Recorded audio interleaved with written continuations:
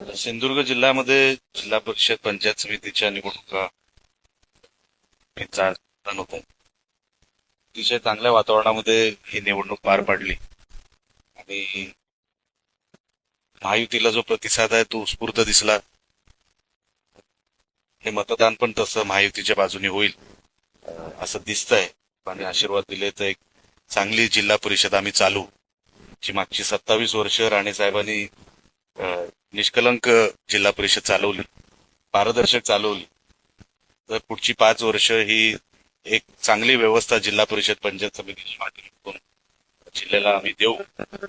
ही खात्री आम्ही प्रचाराच्या वेळेला लोकांना दिली. लोक आशीर्वाद देतील असं वाटतंय.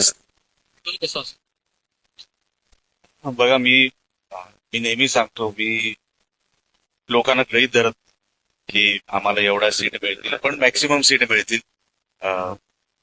कारण का आता तसा विरोधक तुम्हालाही कुठे दिसला नसेल.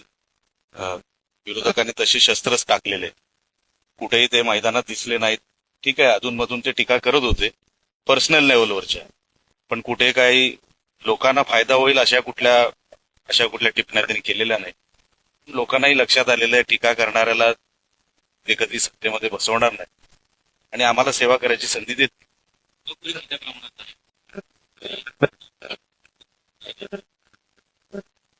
बघा, बिनविरोध पण अनेक ठिकाणी, पण ते बघावं.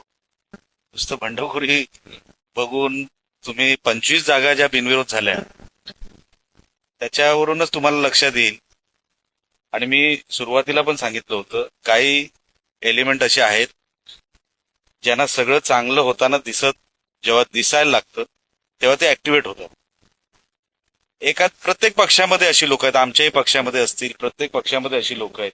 म्हणून त्यांच्यावर जास्त काय आम्ही लक्ष देत नाही. ती न्यूसन्स व्हॅल्यू आहे, उपद्रव मूल्य आहे.